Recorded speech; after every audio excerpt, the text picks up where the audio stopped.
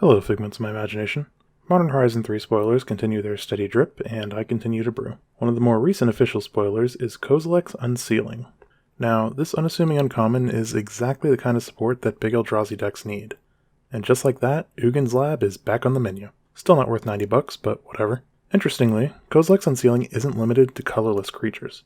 This allows many different angles to abuse the card, which you'll see momentarily. Unlike my Nightmare video, this card doesn't really fit nicely into any existing lists, so all 5 of these lists are built from scratch. Without further ado, alright, the first deck we have here is a take on abusing Affinity, essentially. The 7 drops of choice are Sojourner's Companion, Null Drifter, Myr Enforcer. I have 6 in here because it's a stand-in for another unspoiled card, Frog Myr Enforcer, which is just like a Frogmite Myr Enforcer hybrid. Only 6 because 8 was just a little too many. Other than that, for creatures, I have the 4 Ornithopter and 4 Memnite. These are just for accelerating for affinity purposes. I have the namesake that I'm brewing with all day here, Kozilek's Unsealing. Let's just go over this real quick. We don't really care about the second line of text. When you cast a creature spell with mana value 4, 5, or 6, create 2 Eldrazi spawn. We don't really care about that. We're interested in this right here. You cast a creature spell with mana value 7 or greater, draw 3 cards. So obviously, the affinity cards, the goal is we're going to play them for free or close to it, and then each of them is now an Ancestral Recall. Null Drifter, though, has amazing synergy with Kozilek's Unsealing. See, Evoke actually counts as casting the spell as it's written, unlike Prototype. Prototype spells, when you cast them, have the mana cost of their prototype, but Evoke spells still have their real mana cost. So when you evoke Null Drifter, with Kozilek's Unsealing out, you draw a total of 5 cards. And that's all on cast. They don't get to counter it. Obviously, it's an insane synergy, and if you're playing Unsealing, you have to play Null Drifter. Okay, we got Chalice of the Void because we are seeing if Ugin's Labyrinth is good enough, and if Ugin's Labyrinth is good at doing anything, it's playing Chalice on turn 1. 2 Nettlecysts, just a way to, win the game, make our creatures too big. We can put it on Null Drifter as a pretty quick clock. 4 Serum Powder. The whole goal with this deck is just to get the nut hand, basically, so you want as many extra mulligans as you can get. Springleaf Drum. Not good with our Chalice of the Void, but with our non-Chalice hands, it lets us play the game better by turning our Memnites and Ornithopters into mana. 1 Stone. This is just a hedge against one of the most popular decks right now. It could be anything, whatever's important in the metagame, because we're just going to grab it with Urza Saga. Typical broken land in this deck. I guess you're grabbing Memnites and other waffle cards, or just artifact lands. Ugin's Labyrinth, I already explained it, but the goal here is playing Chalice on turn 1. It also lets us play Kozilek's Unsealing on turn 2, so yeah, that's pretty nice. Treasure Vault, Artifact Land, nothing else to say about that. I included 1 of each bridge, because I just wanted 4 blue Artifact Lands, so I just went with 1 of each. Otawara to just answer anything, it's just good to have main deck. An Island, because you always need basics, and 4 Darksteel Citadel. Overall, I'm not sure if this deck's there yet. You can get Chalice on 1 pretty consistently, but beyond that, your game plan kind of sucks. It's just casting not even really big creatures, drawing a bunch of cards. You're not really drawing into anything. It's kind of the problem here, except just more creatures and maybe a Nettlecyst. Overall, I think there's potential here, but they need a lot of tuning. So we're going to move on to the next deck.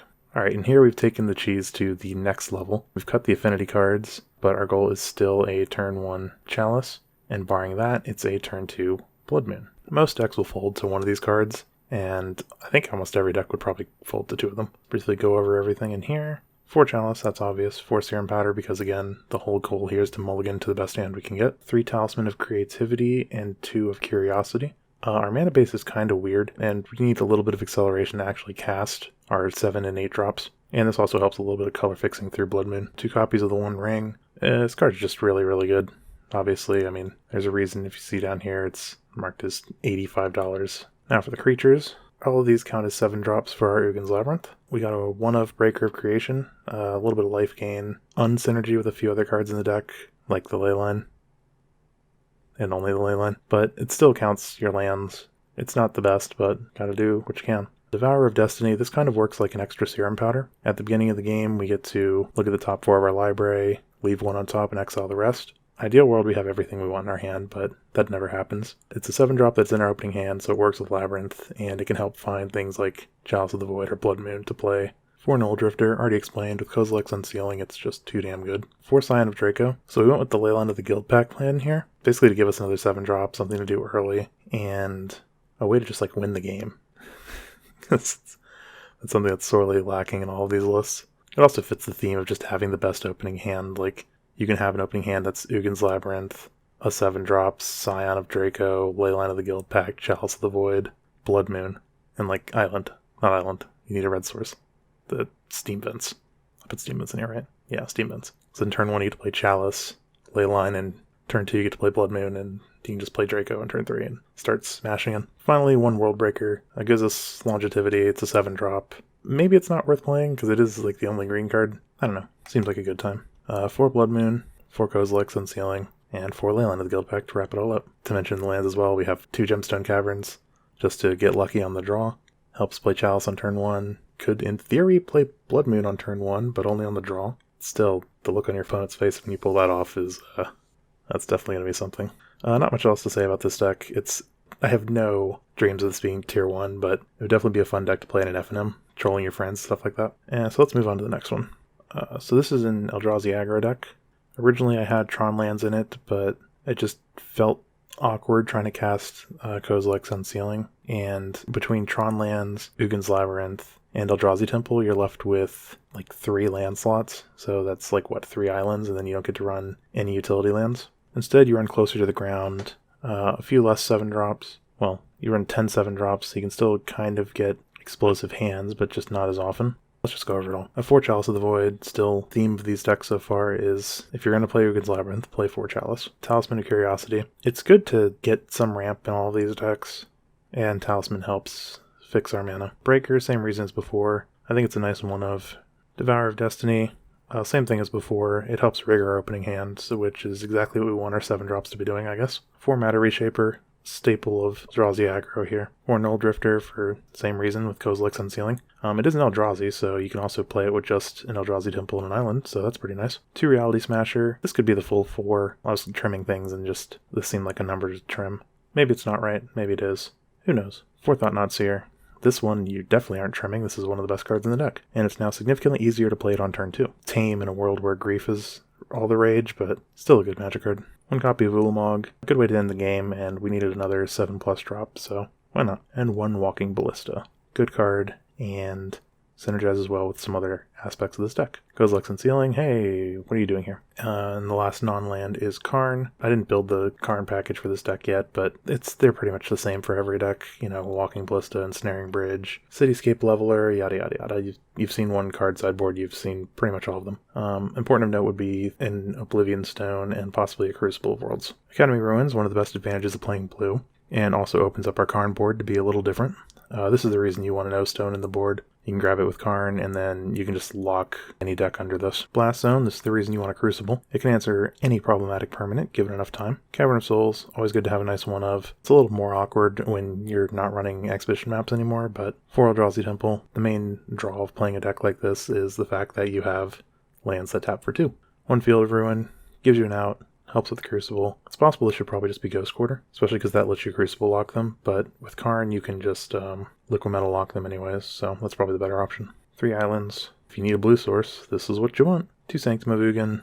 This gives us some options. Lets us tutor out our Ulamog or Walking Ballista if we need to, or just grab extra copies of any of the other Eldrazi. 1 Tanglepool Bridge. This is so that our Urza Saga can get us a blue source. And I think that I probably shouldn't be playing Urza Saga either, actually. I have nothing to search for with it. Well, yeah, this is what happens when you mess around with too many deck lists at the same time. Alright, well, I'll fix that later. 4 Ugin's Labyrinth for all the explosive starts we can get. 4 Urza Saga that are basically just crappier versions of Waste in this deck. And Waste itself. Obviously this deck needs a lot more. I didn't spend too much time banging my head against it because obviously we're going to get a lot more support for this archetype. So I'm looking forward to that. The next deck.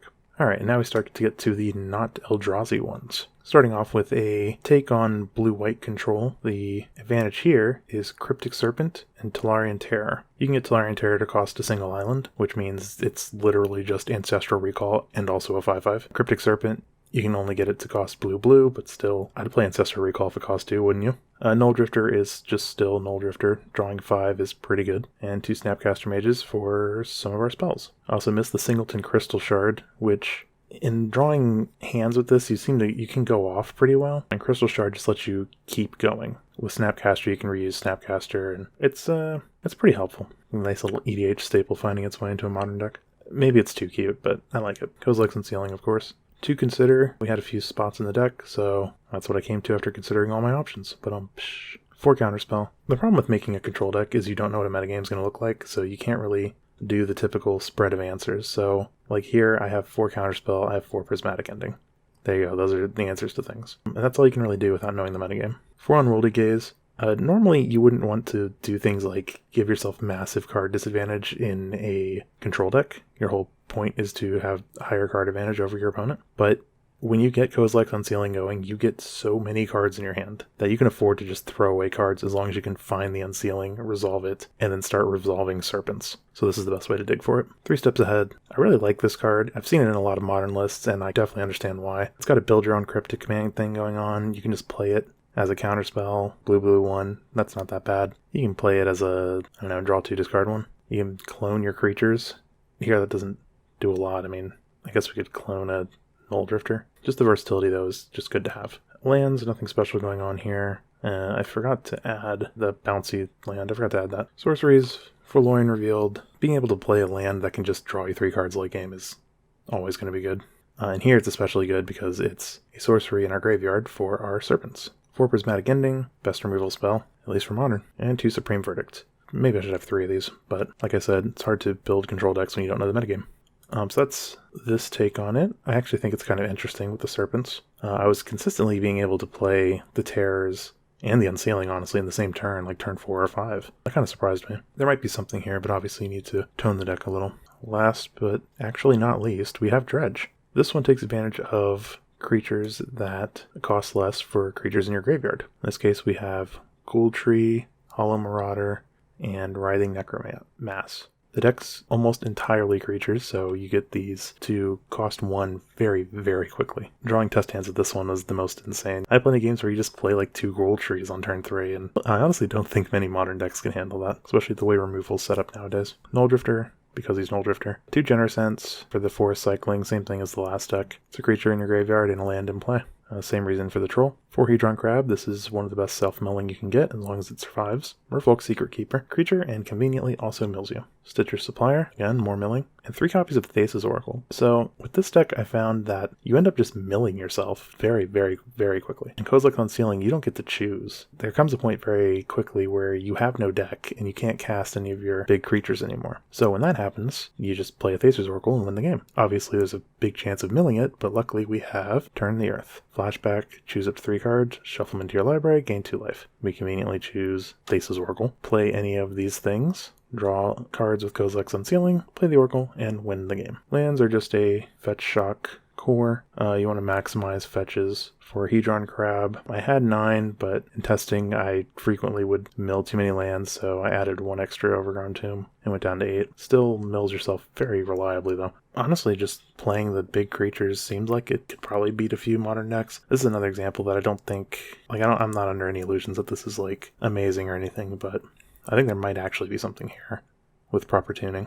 I just wanted to take a second at the end here to talk about Vexing Bauble, one of the most powerful cards spoiled so far, and by far one of the most impactful cards in the new set. Obviously, this thing just existing radically changes deck building considerations for every single format it's legal in. Here we're just talking about Modern, where it obviously hits things like Cascade, Scam, but most people see it as a sideboard card. This card's going to be a 4 of in almost every single deck. There's next to no downside, and it has the potential to just win you the game if you're on the play. Even in your own Scam deck, you can just play all your Scam cards, and then slam this and pass the turn, and now your opponent cannot respond. They can't do their own shenanigans. You've torn apart their hand, and you've played Vexing Bauble. They can't do anything now. Combo decks can use this as like a pseudo-silence, preventing things like Force of Will and Legacy or Force of Negation in Modern. And at the end of the day, if you want to cheat out your own free spells, you just sack it to draw a card. Not to mention the fact that it can obviously be searched up by Urza's Saga, and it costs only 1 mana itself. This is easily going to be one of the most expensive cards from the set, at least the most expensive uncommon. I wouldn't be surprised to see it hitting $20 plus, assuming they don't reprint it, which they might. Hopefully it's in a few of the commander decks. But barring that, do yourself a favor and scoop up a playset or 2